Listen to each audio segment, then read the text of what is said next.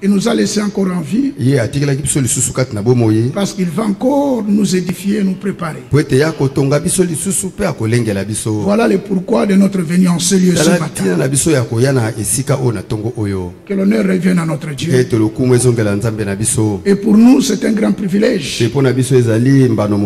d'être au pied du Seigneur pour être édifié, corrigé, pour qu'il puisse encore nous préparer. C'est vraiment une grâce que Dieu nous a accordé encore en ce jour. Mais avant que qu'on puisse partager la parole encore, aujourd'hui le Seigneur a permis que je puisse venir avec votre sœur, vos sœurs. Il y a ma mère qui est votre sœur. Il y a ma femme qui est votre sœur. Il y a ma fille qui est votre sœur. Elles sont tous là et peuvent se lever, que l'ensemble puisse les voir. Que l'ensemble vous voie. Maman Telema. Bon, ça c'est ma première fille. Voilà. Il y a ma mère qui est derrière. Et la sœur, mon épouse. Ma femme. Voilà, ça c'est ma fille. Voilà. C'est la sœur Bokamboa Sabrina. Sabrina. Elle c'est la sœur Bokamboa Brigitte. Vous êtes dans la joie de le voir, non? C'est bien, là vous voyez que Frère Nodi n'est pas célibataire. Frère Nodi n'est pas célibataire. Que Dieu soit loué. J'espère que tous ces matins nous sommes dans la joie. Vous n'avez pas répondu. Nous sommes dans la joie. David le disait. Disait, je suis dans la joie. Quand on m'invite simplement. Mais nous sommes là déjà dans la présence du Seigneur. Je crois que tous nous sommes dans la joie. Nous sommes dans la joie parce que c'est le Seigneur qui va nous préparer. Et quand il prépare, il nous prépare bien. Parce qu'il nous connaît. Vous voyez, il est notre Père. Lui qui est notre Père, lui aussi est notre frère. Et pas seulement frère, il est aussi souverain sacrificateur. Selon l'ordre de Melchisédek. Pas seulement souverain sacrificateur, il est le médiateur. Pas seulement le médiateur, il est l'avocat. Pas seulement l'avocat, il est le consolateur. Pas seulement le consolateur, il est Dieu manifesté dans la chair. Alors ce Dieu-là nous a tellement aimés. Il a accepté de devenir humain pour avoir le sang. Et il a eu le sang. Et c'est avec ce sang-là qu'il nous a rachetés. Et nous sommes rachetés à un grand prix. Cela veut dire que nous avons du valeur. Si les hommes nous méprisent, Dieu ne nous méprise pas. Si les êtres humains sont fatigués de nous, le grand Dieu du ciel ne se fatigue pas de nous. Voilà le pourquoi de ce service. Aujourd'hui, il veut ajouter à notre foi ce dont nous manquons. Ah, merci frère. Merci. Merci. Voilà, vous voyez. Donc, il veut ajouter à notre foi ce que nous manquons. Voilà pourquoi il nous a conduits en ce lieu. Nous sommes dans la joie parce que nous sommes à sa présence. Étant à sa présence, nous sommes certains.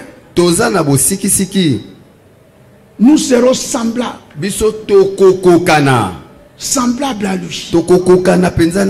Et dans cela, il ne jouera pas.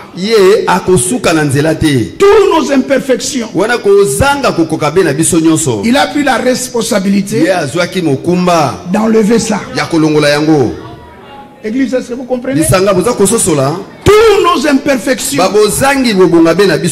Lui, notre Dieu, notre Père, notre Rédempteur, le Consolateur, lui qui nous soutient, le souverain sacrificateur, il est tout pour nous. Il a pris la responsabilité. Il faut bien souligner ça. Dieu est responsable.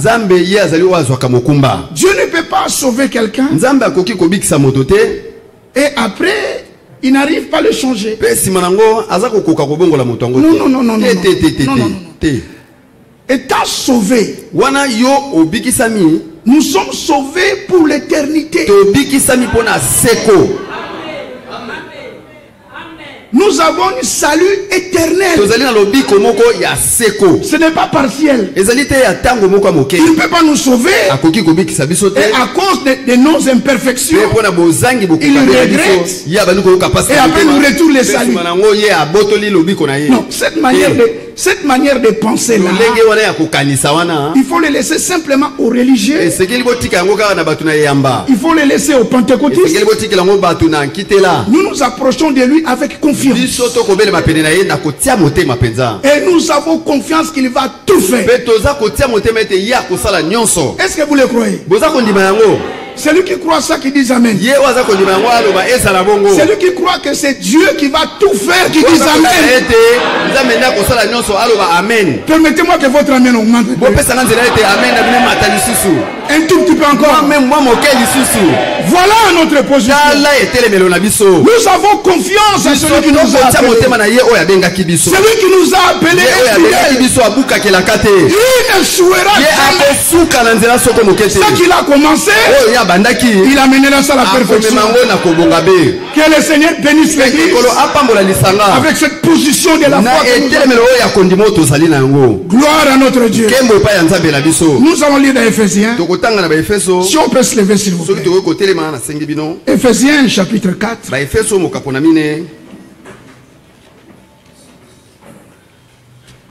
Vous avez des salutations de toute l'assemblée d'Orléans. Commençant par notre frère Mika, notre diacre, Arnaud, et tous les frères de l'assemblée. Ils vous ont tous salué dans le nom de notre Seigneur Jésus-Christ. Le frère Landry Ongouya de Brazzaville. Lui aussi vous a salué dans le nom de notre Seigneur Jésus-Christ. Vous l'avez reçu? Que le nom de notre Seigneur soit glorifié.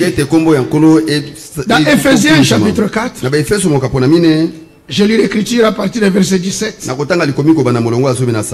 Et je vais prier. Voici donc ce que je dis. Et ce que je déclare dans le Seigneur. C'est que vous ne devez plus marcher comme les païens qui marchent selon la vanité de leurs pensées. Nous allons prier le Seigneur. Bien-aimé Père Céleste, de tout cœur nous te remercions pour ce privilège que tu nous as accordé en ce jour. Tu nous as accepté encore ce matin à ta présence. Seigneur, tu vas encore nous édifier. Tu veux, Seigneur, nous préparer. Tu veux nous placer dans ta volonté. Tous nous sommes là à ta disposition, Seigneur. Nous te prions dans le nom de notre Seigneur Jésus-Christ. Ce dimanche de nous accorder la révélation de ta parole. Grand Dieu du ciel, par ton bon esprit, Seigneur, conduis-nous dans toute la vérité. Conduis nos cœurs, Seigneur. Fais de nous ce que tu avais fait pour notre sœur Lydie. Alors que ton serviteur Paul parlait, Seigneur, tu l'as rendu été attentif. Tu as ouvert son cœur. Tu es le même aujourd'hui. Fais cela ce dimanche. Rends-nous tous attentifs à ta parole. Seigneur, ouvre nos cœurs. Au nom de Jésus-Christ, nous avons ainsi prié, grand Dieu. Que ton bon esprit nous conduise dans toute la vérité. Au nom de notre Seigneur Jésus-Christ. Amen. Nous pouvons nous asseoir. Gloire à notre Dieu. Remarquez, ici, il s'agit d'ainsi dit le Seigneur. C'est ce que Dieu dit. Et Paul, poussé par l'Esprit, écrit: voici donc ce que je dis et ce que je déclare dans le Seigneur. C'est que vous ne devez plus marcher comme les païens qui marchent selon la vanité de leurs pensées. Premièrement, leurs pensées, ils marchent selon leurs propres pensées. Ça dit pas selon ce que Dieu a dit.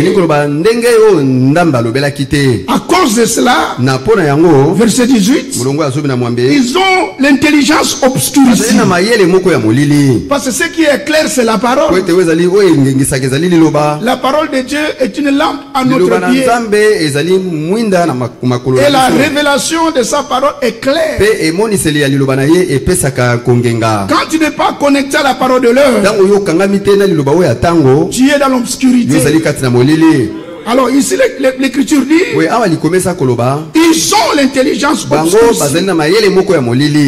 Et à cause de cela, ils sont étrangers à la vie de Dieu. La vie de Dieu, on ne trouve que dans sa parole. La vie de Dieu, c'est la vie éternelle. Et cette vie-là, on ne le reçoit pas ça dans l'église. Et ce n'est ni ton père ni ta mère qui te l'accordera. Cette vie-là, c'est Dieu qui le donne. Voilà pourquoi il a mandaté ses serviteurs pour nous communiquer cette vie. Dans 1 Jean, nous sommes dans 1 Jean. Là nous voyons le prédicateur, l'apôtre, qui a été mandaté pour nous. Et l'apôtre dit ceci. Nous sommes dans 1 Jean chapitre 1. Il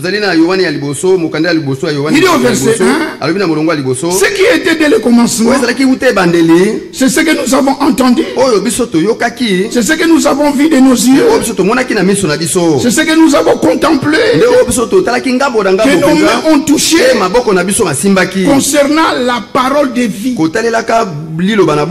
Donc ils ont touché cette parole, parole de vie. Et il dit au verset 2, car la vie a été manifestée et nous l'avons vue et nous lui rendons témoignage et nous vous annonçons, écoutez ça bien, nous vous annonçons, mais quoi?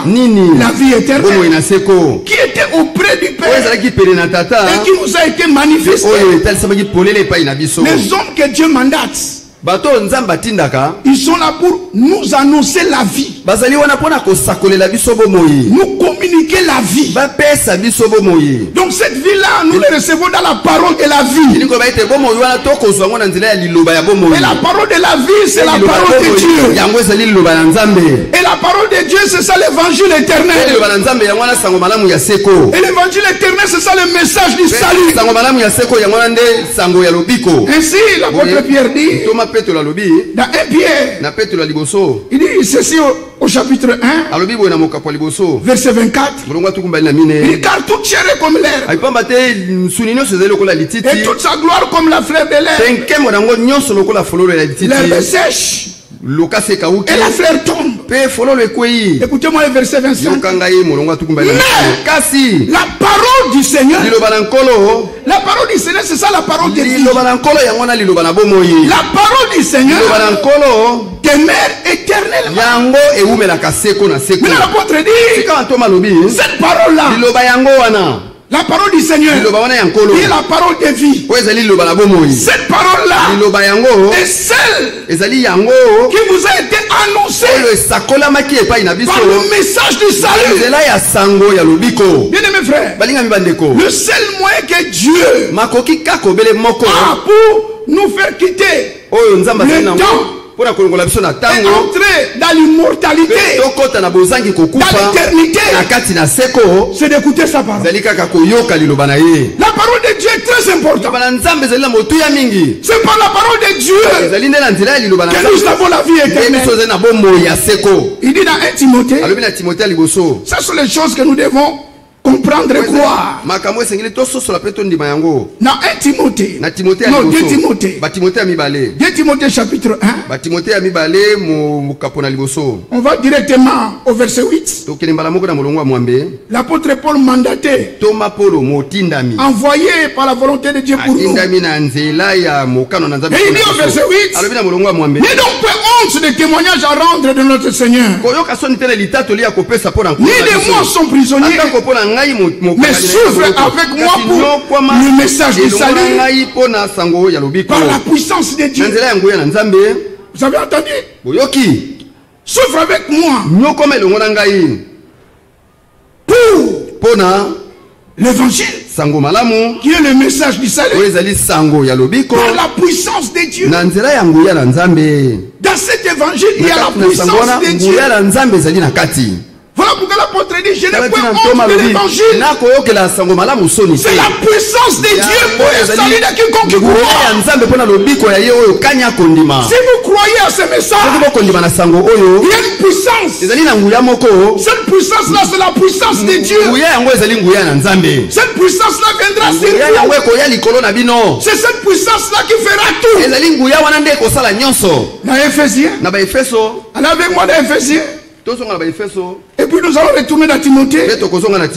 Vous allez voir l'importance de cet évangile. Pourquoi nous devons l'accepter? L'apôtre écrit ceci dans Éphésiens chapitre 1. Il dit ceci à partir de verset 17. On commence par le verset 15. Il dit ceci. C'est pourquoi moi aussi, ayant entendu parler de votre foi au Seigneur, Jésus et de votre amour pour tous les saints, je ne cesse de rendre grâce pour vous, faisant mention de vous dans mes prières. Mais pourquoi? Afin que le Dieu de notre Père Jésus-Christ, le Père de gloire, vous donne un esprit de sagesse, de révélation dans sa connaissance, alors qu'il illumine les yeux de votre cœur, pour que vous sachiez quelle est l'espérance qui s'attache à son appel, quelle est la richesse de la gloire de son héritage qui réserve aux saints, et quelle est envers nous qui croyons l'infinie grandeur de sa puissance. L'infinie grandeur de sa puissance se manifestant avec efficacité par la vertu de sa force. Maintenant écoutez la suite. Cette puissance-là, il a déployé en Christ, en le ressuscitant des morts et en le faisant asseoir à sa droite, dans les lieux célestes, au-dessus de toute domination, de toute autorité, de toute puissance, de toute dignité, de tout nom qui peut se nommer, non seulement dans le siècle présent, mais encore dans le siècle à venir. Jésus-Christ est la parole faite chair. Comme il est venu pour accomplir cette parole, la puissance était reposée sur lui, parce qu'il était déjà écrit de lui. Mon sein ne verra pas la corruption. Et lui a cru à cela. Tout ce qui était écrit de lui. Jésus croyait. Croyait à tout ce qui était écrit. Parce qu'il croyait aux écrits qui étaient écrits pour lui. La puissance était sur lui. Quand il est mort, la puissance était toujours là. Il a été enseveli. La puissance était là. Là où il y a la parole de Dieu, la puissance de Dieu est sur celui qui croit à la parole. Maria et Magdala, quand ils sont venus au cimetière, là où Jésus était enseveli, ils se sont dit, mais qu'est-ce qu'on va faire? On a mis une grande pierre. Nous n'avons pas la force d'enlever cette pierre. Mais ce n'est pas votre problème d'enlever le pierre. Ce n'est pas votre problème de changer ce qui semble être pierre. Mais comme Jésus était la parole, la puissance était là. Quand le corps est parti, enseveli, la puissance est venue. La puissance a pris la responsabilité d'enlever cette pierre. Cette puissance-là a ressuscité le corps de Jésus d'entre les morts. Est-ce que vous comprenez? C'est ce qui se passe maintenant. Aujourd'hui, comme nous croyons à la parole de Dieu, qui est l'évangile du salut, qui est la puissance de Dieu pour le salut de quiconque croit, la puissance de Dieu repose sur nous. Cette puissance-là fera que la débauche tombe. La débauche. Cette puissance-là fera que les mensonges tombent. Cette puissance-là fera que la colère tombe. Mais elle est là. Cette puissance est sur cette assemblée. Dans cette assemblée de Bosengue, j'ai bien parlé, non? C'est Bosengue. Nous croyons à la vraie parole. Alors la puissance de Dieu est là. Voilà ce que je vais vous annoncer aujourd'hui. Et c'est la puissance de Dieu qui va transformer notre vie. Ce n'est pas à toi ni à ton église. Cela dépend de celui qui t'a appelé. Qu'est-ce que l'évangile? Elle est une puissance de Dieu pour le salut de quiconque croit. Quand tu as accepté Jésus, sois dans la paix. Marche dans la foi. Alléluia. Les croyants marchent dans la foi.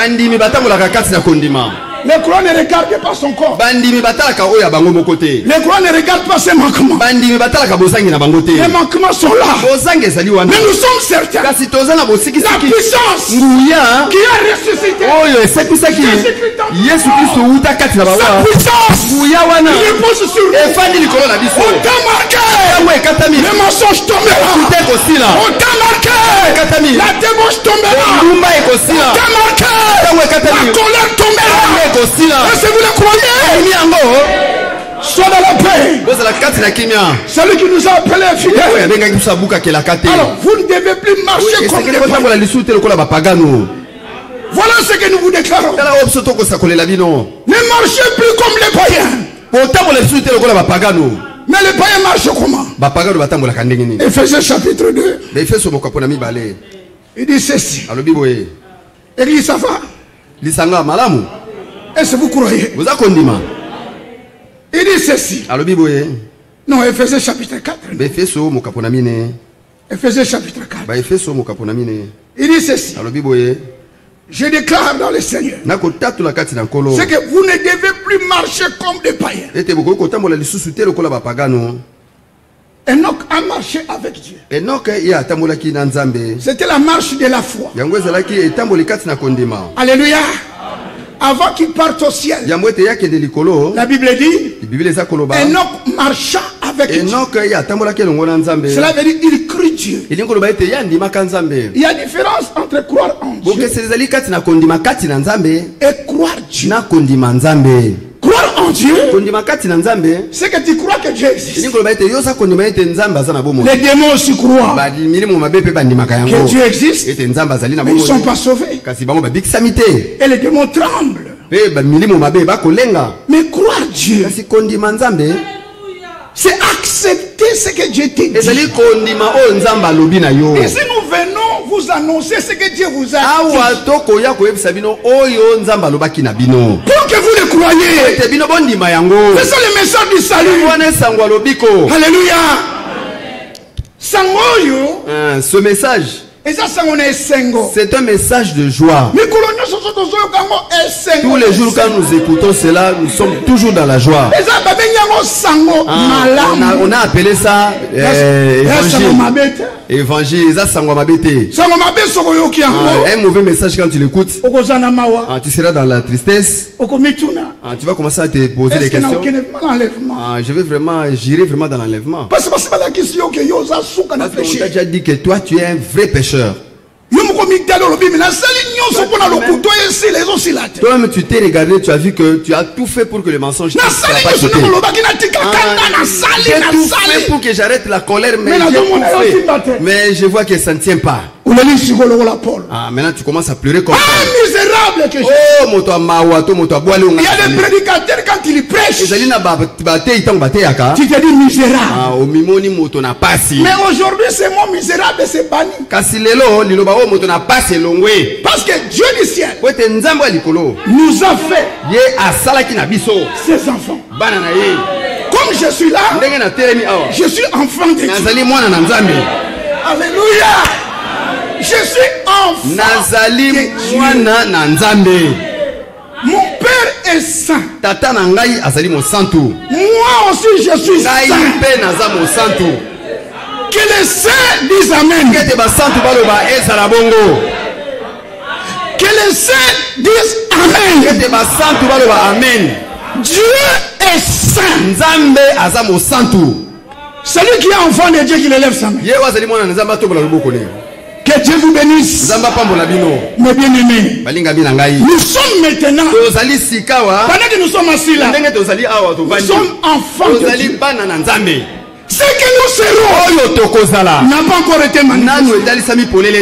Les jours qu'on verra, on les verra. Nous serons semblables à lui. Ça, croyez ça. Personne qui va te faire trembler.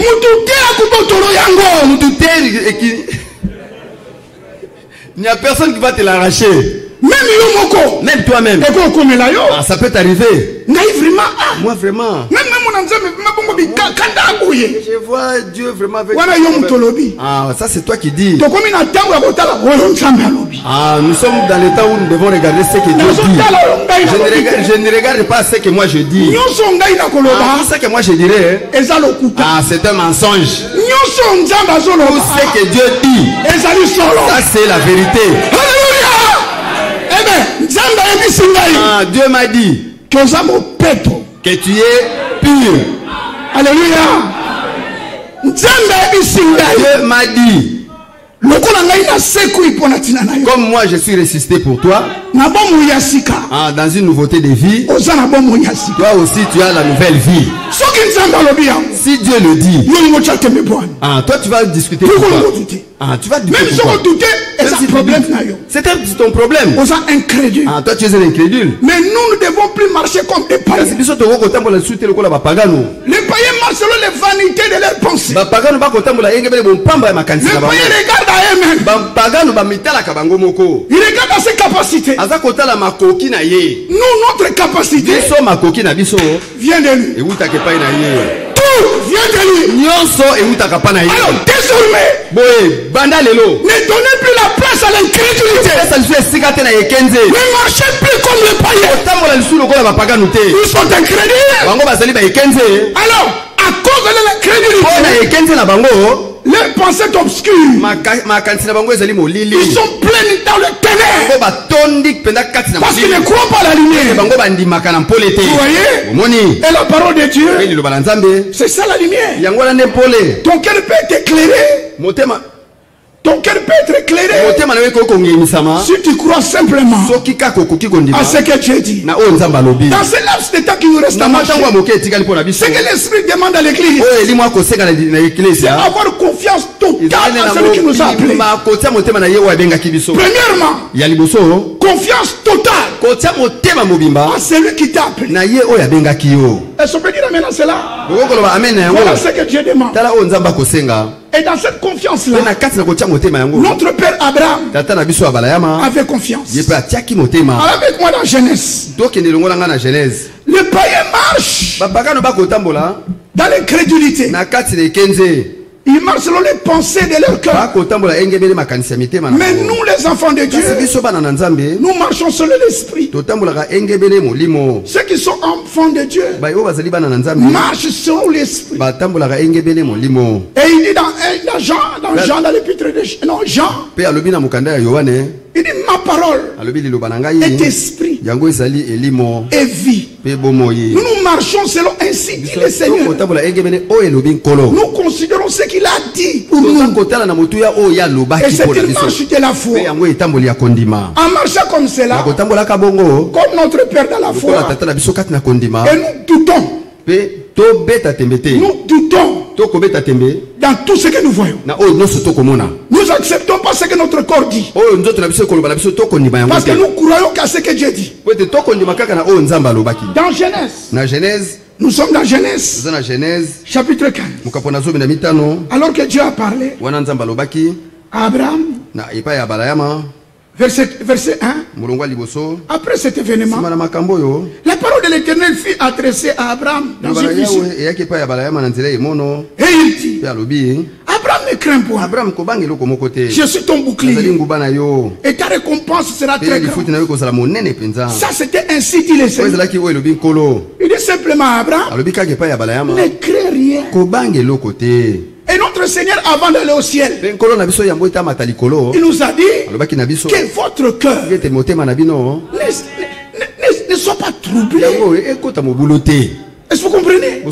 C'est ce qu'il a dit à l'épouse. Et s'il a dit ça, s'il avait dit ça, parce que les troubles seront là. Il y a des moments de questions qui seront là. Quand ces choses arriveront, à toi l'épouse de Jésus, le Seigneur te dit que ton cœur ne soit jamais troublé. Et Dieu dit à Abraham, ne crains point.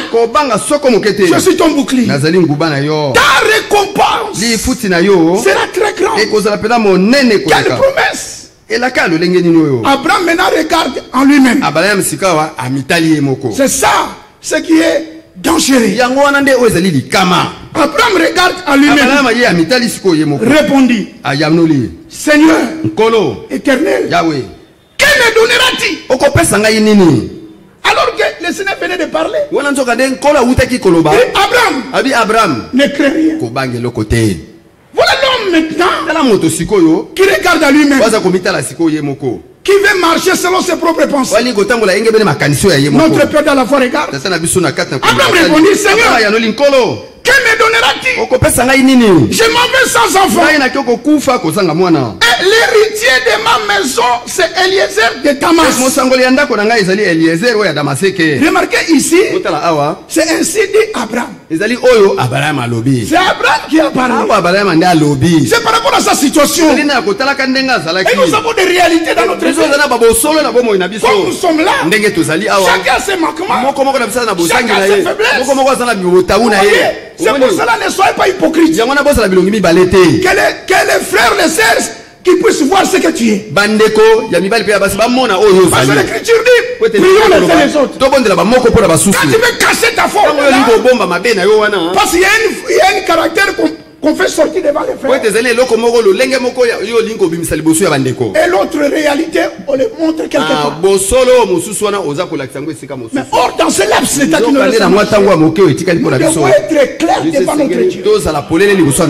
Montre-toi tel que tu es. S'il y a encore la colère, non, s'il y a encore la colère, Dieu n'a pas encore enlevé ça. Lui-même, il est Dieu, c'est pourquoi.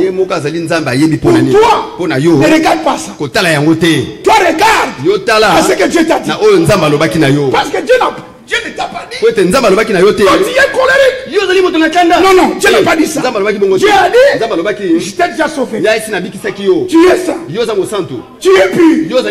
Tu es là avec ton ciel. Il a même prié avant que je puisse naître. Jésus a prié. Il dit, Père, je veux que là où je suis, ce que tu m'as donné, qu'il puisse être avec moi dans la gloire. Et cette prière qui a été demandée avant que tu naisses, le grand Dieu dit, c'est là déjà exaucé. Voilà pourquoi tu es ici. Mais tous ces gens qui passent là, pourquoi ils ne viennent pas? Pourquoi seulement toi? Dieu t'a choisi. Il ne regarde pas ta colère. Il regarde à ce qu'il a dit. Abraham a regardé. Quand tu regardes à ton corps, est-ce que de ton corps sortira-t-il quelque chose de bien? Écoutez la réponse. Il n'en sortira rien. De quelque chose de souillé. Comment tu peux demander à quelque chose de souillé? De produire quelque chose de bien. Impossible. Voilà pourquoi Dieu a dit, la chair et le sang n'entrera pas. Ce qui va entrer, c'est cet homme nouveau. C'est lui-même a produit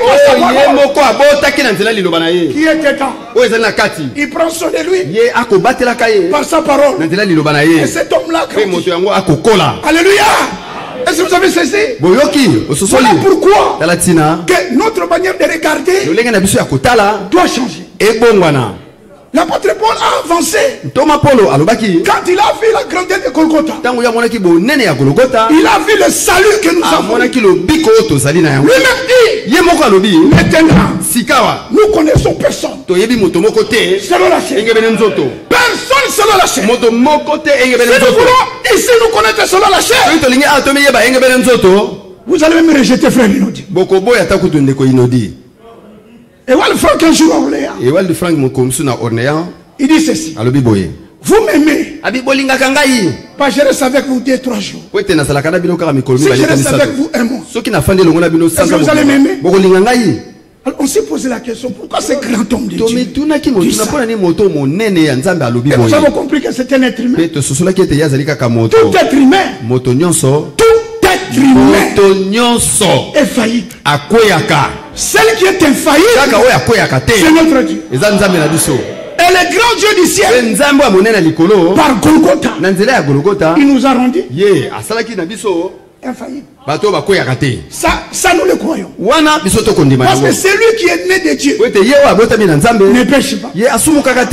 Pourquoi? Parce que la sémence de Dieu est en nous. Nous ne sommes pas incrédules. Alléluia. Ainsi, notre Père dans la foi, quand il s'est regardé, il a trouvé des réalités. Abraham n'a pas dit n'importe quoi. Il connaissait bien son corps. Tout ce qui était nécessaire dans l'homme pour qu'il puisse donner un enfant. Abraham sentait en lui qu'il n'y avait plus rien. Il n'a pas parler n'importe quoi. Il a dit des choses qui vivaient. Il a dit oui, que ma récompense sera. Mais voilà que je m'en vais. Je n'ai pas d'héritier. Moi Abraham j'ai dit, héritier de ma maison, je te le présente. C'est Eliezer de Damas. Ça c'est l'homme Abraham qui a parlé. Beaucoup d'êtres humains parlent. Quand nous voulons nous regarder selon la chair, nous allons beaucoup à dire. Voilà pourquoi aujourd'hui, tournons notre manière de regarder.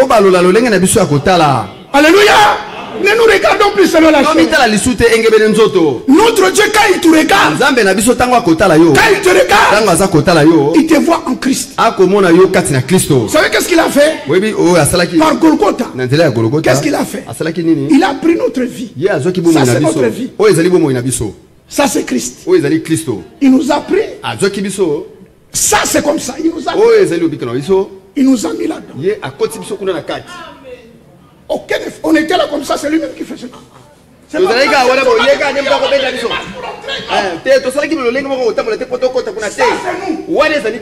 c'est Christ. Il nous a pris. Il nous fait entrer là-dedans.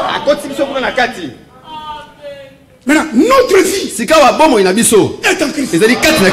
Maintenant, écoutez.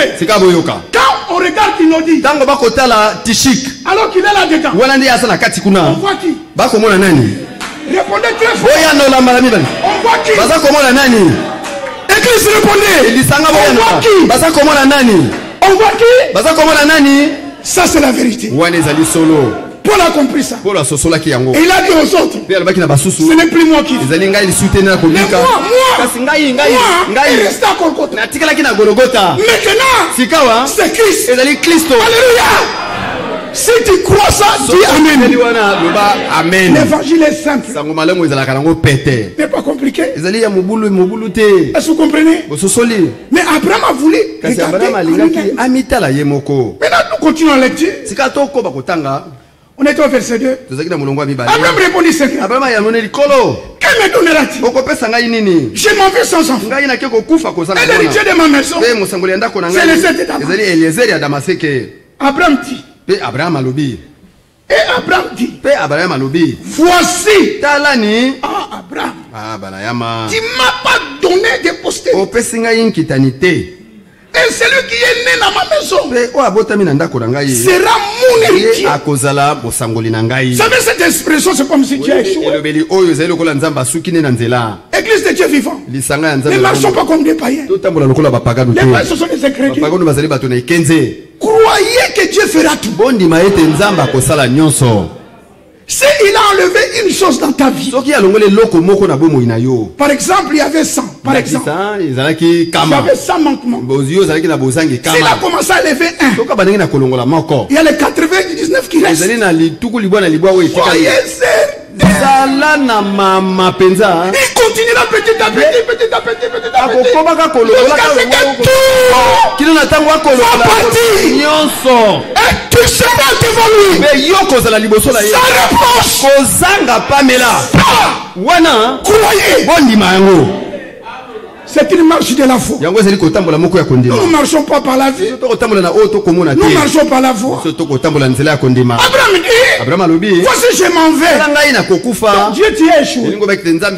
Voilà pourquoi j'ai décidé. L'héritier de ma maison. Celui qui est né chez moi. Celui qui sera mon héritier. Notre Dieu est merveilleux. Il aimait tellement Abraham. Il ne regardait pas ce qu'il disait. Écoutez la réponse de Dieu. Verset 4. Alors, la parole de l'Éternel lui fit adresser ainsi. Ce n'est pas lui. Ce n'est pas ta manière de regarder. Ce n'est pas ta manière de penser. Dieu est responsable. Abraham, ce n'est pas lui.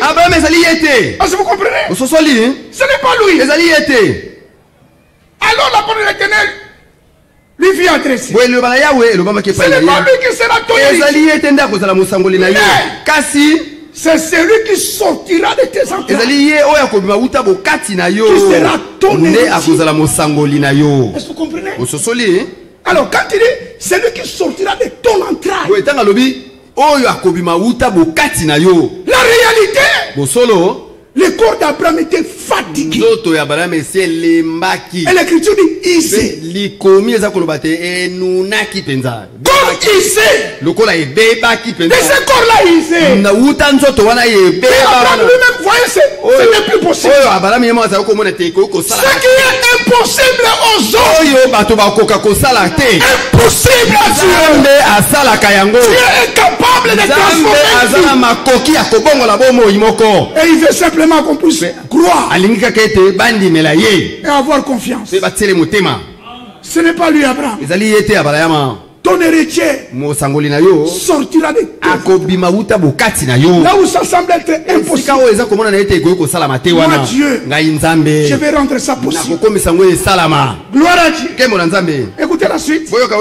Alors, La parole de l'Éternel lui vient adresser ainsi. Ce n'est pas lui qui sera ton héritier, mais c'est celui qui sortira de tes entrailles qui sera ton héritier. Verset 5. Et après l'avoir conduit dehors, il dit, regardez le ciel, compte les étoiles, si tu peux les compter. Il lui dit, tel sera ta postérité. Notre Dieu est puissant. Le but de la prédication, c'est pour que toi, l'héritier de la promesse, tu trouves un puissant courage. Est-ce que vous comprenez? Voilà le pourquoi de ce service. Lorsque nous quitterons ces lieux, que chacun puisse avoir en lui cette certitude que Dieu est capable. Ce que moi je vois incapable, non, Dieu est capable. Capable de me transformer, capable de me guérir, capable, il est capable. Notre Dieu est capable. Alléluia. Il est capable. Verset 5. Il est conduit dehors. Il dit à Abraham, quelle sera ta postérité? Maintenant le verset 6. Quand Dieu a parlé, ça, cela suffit à Abraham. Il fallait que Dieu parle. Et ce dimanche, comme Abraham, nous voulons que Dieu parle. Et pendant quelques minutes là, si tu as des oreilles, Dieu t'a parlé. Que celui qui sent dans son cœur que Dieu l'a parlé, Dieu est en train de parler. Notre père Abraham attendait que Dieu parle. Pierre attendez que Dieu parle. Les élus attendent que Dieu parle. Pas les pasteurs. Non, Dieu. Et Dieu dans sa parole. Quand Dieu a parlé, verset 6, Abraham eut confiance à l'Éternel qui le fait imputer à justice. Et Wal Frank prend ça. Il dit ceci. Au verset 6. Il dit avoir confiance. Tel que c'est écrit ici.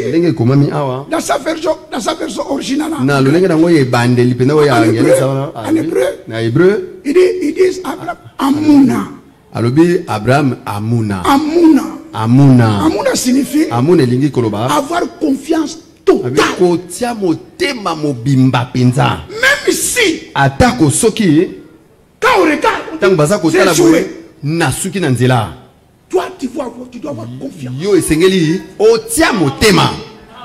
Dans ce mot Amuna, Abraham a refusé de croire à son corps. Allez avec moi dans Romains chapitre 4. Bien aimé frère, nous devons plus marcher comme les païens. La marche des païens, c'est incrédule à ce que Dieu dit. Voilà pourquoi ils ont l'intelligence obscure. Nous sommes dans Romains. Romains chapitre 4. Et nous allons directement au verset 19. Oh, que Dieu soit loué. Lisez quand même le verset 17. Dieu dit à Abraham, je t'ai établi père d'une grande nation. Il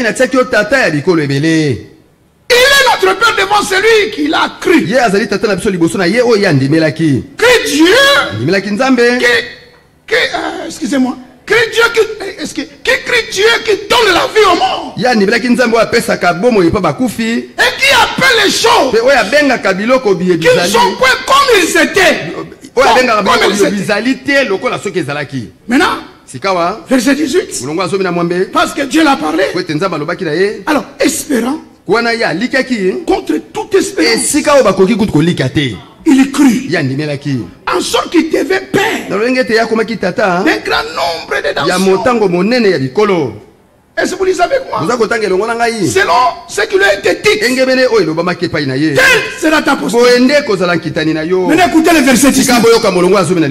Et on s'affaiblit pe wana kozanga kolemba dans la foi. katina kondima. Écoutez la suite. Boye ka welandi. Il ne considéra point Ye atalaka soko mokete que son corps ete nzoto na ye était déjà ici. libere ese bebaki Puisqu'il avait près de 100 wete ans. ye azalaki pene na mibukama Et que Sarah pe Sara n'était plus en état d'avoir des enfants. azalaki suna lolenge te ya kobota bana. Verset 20. Mulongo atukumi bale Il ne douta point abetaka tembe te par na l'incrédulité nzela ekente au sujet de la promesse de na oyo Dieu. etalaki elaka na nzambe. Mais il fut fortifié dans la foi. azwaki makasi kati na kondima Dans la gloire à Dieu. pesaka nkembe pa Et il a la pleine conviction ozalaka na mapene ya monene que c'est ce qu'il promet. ete oyo nzambe alaki Il peut. akoki Il a le pouvoir. azali na makoki Il peut aussi l'accomplir. akoki mpe kokokisa yango. C'est pourquoi yango wana cela lui fut impliqué yango à justice. etangamelaki ye lokola boyengebeni. Quelle parole puissante. liloba nini oyo ya nguya Ça c'est la parole de l'heure. oyo ezali liloba ya ntango oyo Nous qui aimons la promesse. biso oyo tolikaka elaka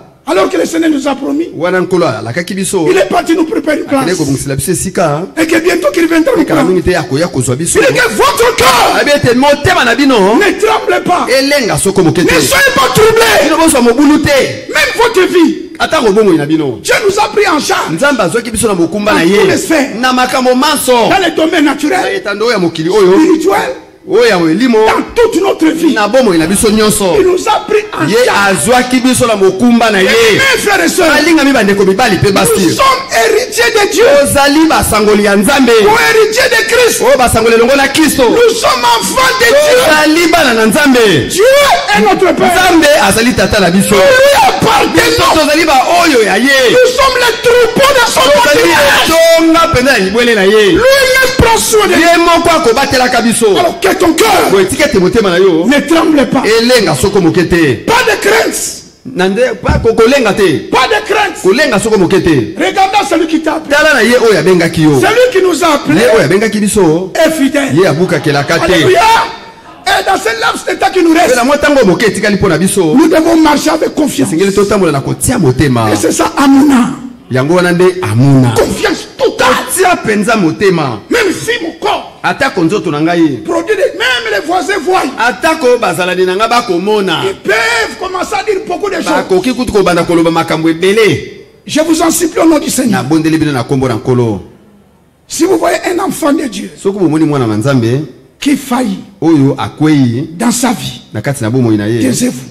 bofanda kimia. C'est un enfant de Dieu. azali mwana na nzambe Taisez-vous simplement. bofanda kaka kimia. Ce n'est pas par votre parole que vous la changerez. ezali nde na nzela ya liloba na bino nde te bokobongola ye. Que chacun s'occupe de lui-même. moko moko amitala na oyo etali ye moko. Laisse Dieu de s'occuper. tika nzambe atala makambo oyo etali bameme na ye. Vous allez dire, mes frères, donc, il n'y a pas de donc. bolobaki o ndeko badonk Donc, vous voulez dire que on laisse. Oui, on laisse. otiki Ce n'est pas à nous de dire. ezali epai na azali babrebi na L'église, c'est l'église de Dieu. lisanga ezali lisanga na nzambe. La parole, c'est la parole de Dieu. liloba ezali liloba na nzambe.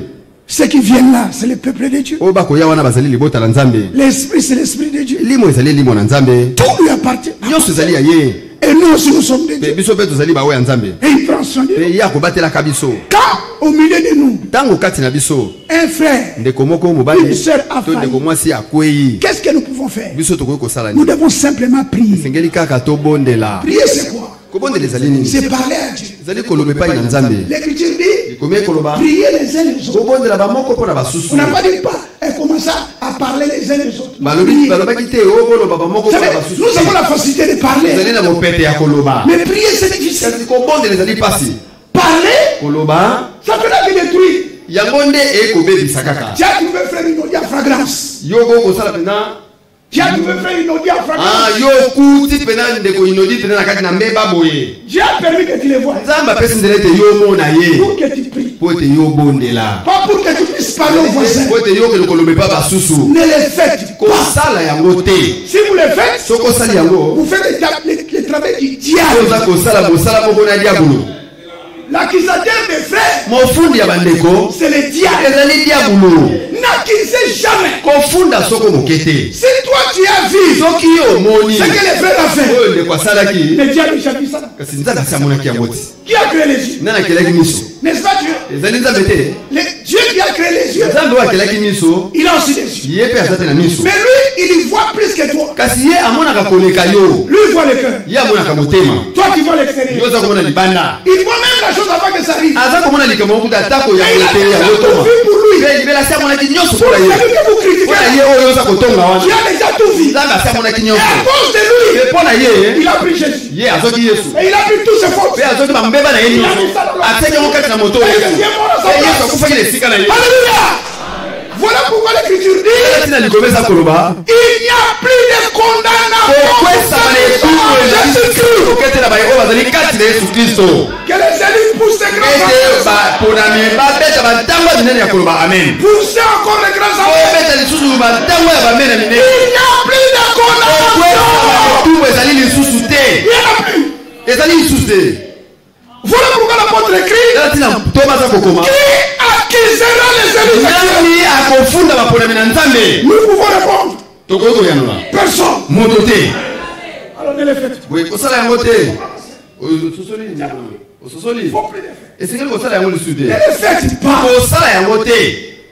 faut pas le faire. Dieu voit. Nous voulons chuter. La pensée du jour. Paul dit, je vous déclare, c'est que vous ne devez plus marcher comme les païens. Vous savez, la marche des païens, c'est les incrédules. C'est ceux qui croient à ce que Dieu dit. Mais par la plus mauvaise du frère. Parce que Dieu dit que les bonnes choses sur ses enfants.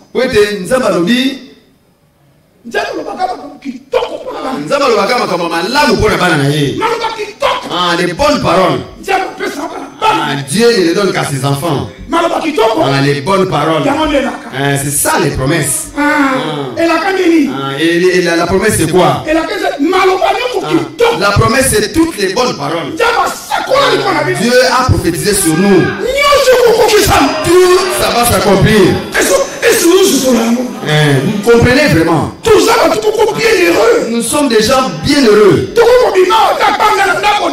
Nous pouvons sortir ici, il n'y a pas la nourriture à la maison, mais on est dans la joie. Parce que nous sommes des dieux. Ceux qui sont des dieux me disent que Amen. Nous sommes des dieux. Notre vie, Dieu l'a déjà pris. Il fait le travail que je vous ai dit là. Tout tel que nous sommes là, nous serons devant lui comme il l'a déclaré. Alléluia. Alléluia. Vous avez entendu? Vous avez entendu la parole de Dieu? Alors que ton cœur ne se trouble pas. Pas de trouble dans l'église. Alléluia. Un peu Roger.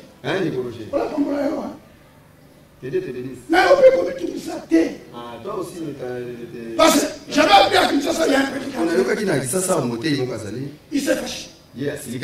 Il dit, comme vous les croyez, vous voulez toujours marcher dans les péchés. Je ne pécherai plus jusqu'à ce que vous allez laisser les péchés. Alors, les croyants ont commencé à le supplier.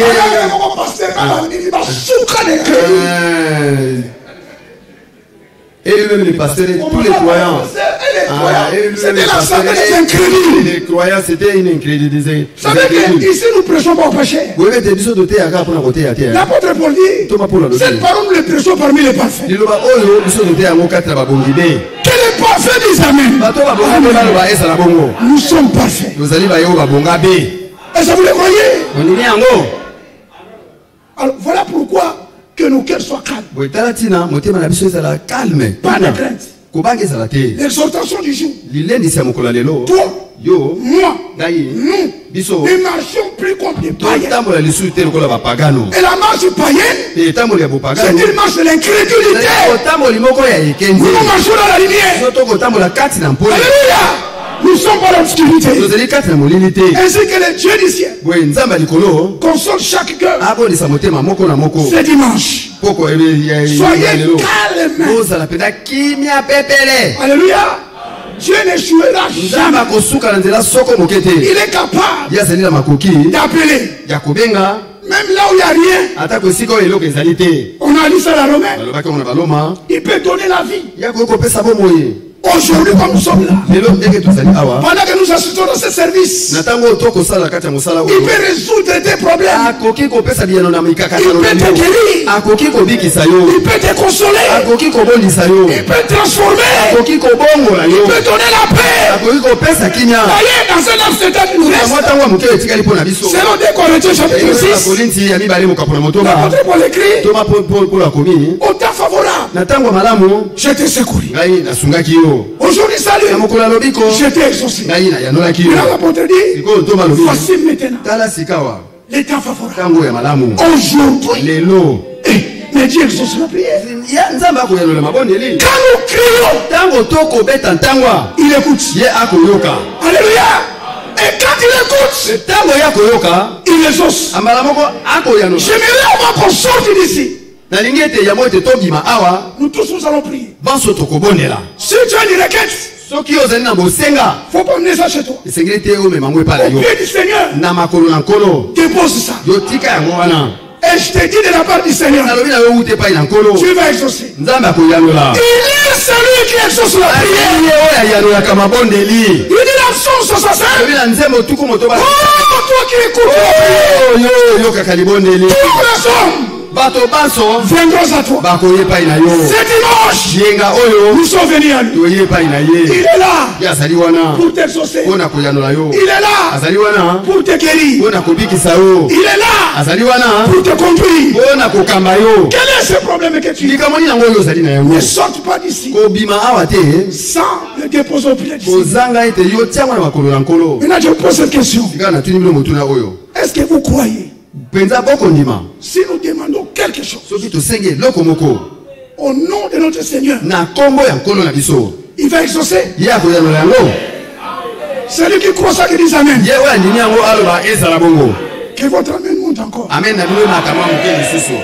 Essayez encore un tout petit peu. Si les voisins nous demandent pourquoi des bruits comme ça, nous allons répondre avec fierté. Notre Dieu exauce. Il est celui qui exauce. Maintenant que la paix de Dieu soit dans nos cœurs. Quand vous le croyez, qu'il va nous exaucer, lèvons-nous. Maintenant nous allons prier. N'allez pas chez toi avec les requêtes. Je me rappelle une fois, on priait comme ça. Un frère nous dit, vous voyez cette sorte de prière, c'est pour les pentecôtistes. Il a voulu déranger la chose. Il a voulu déranger. Et nous avons répondu aux frères. La prière, c'est vraiment doctrinal. C'est ce que les apôtres ont fait. Notre Seigneur nous prier. Et frère Branham dit que les croyants qui ne prient pas, ce n'est pas qu'ils pêchent, parce qu'ils ne croient pas que Dieu exauce. Moi j'aime prier, parce que Dieu exauce. Et je vous dis aujourd'hui que Dieu va exaucer. Croyez simplement. Maintenant ensemble, que chacun puisse parler au Seigneur. Dis-lui ce qui est dans ton cœur. Et après cela, si vous permettez, je prierai juste pour remercier. Lèvons tous nos voix, prions.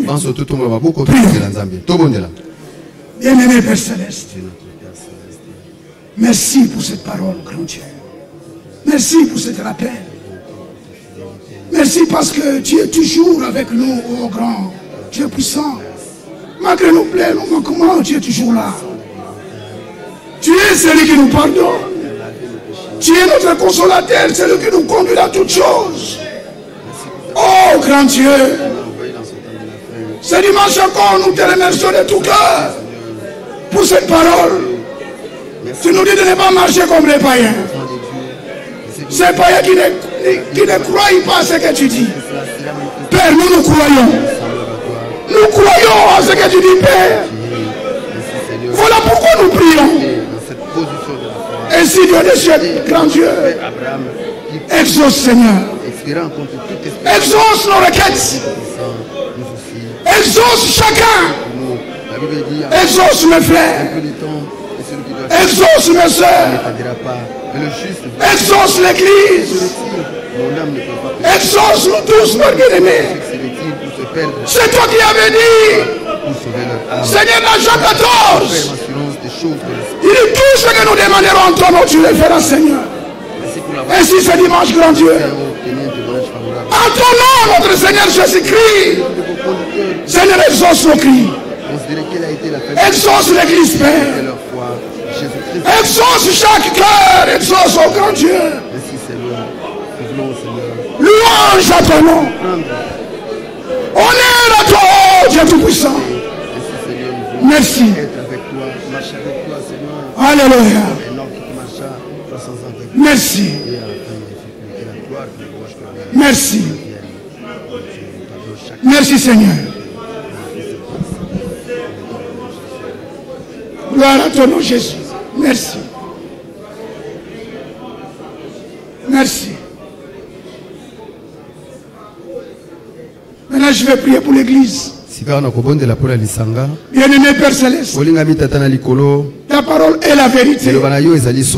Merci d'avoir exaucé. Tu dis dans ta parole, dans Jean 14, et si nous demandons quelque chose en ton nom, Seigneur, tu le feras. Nous venons maintenant de demander en ton nom.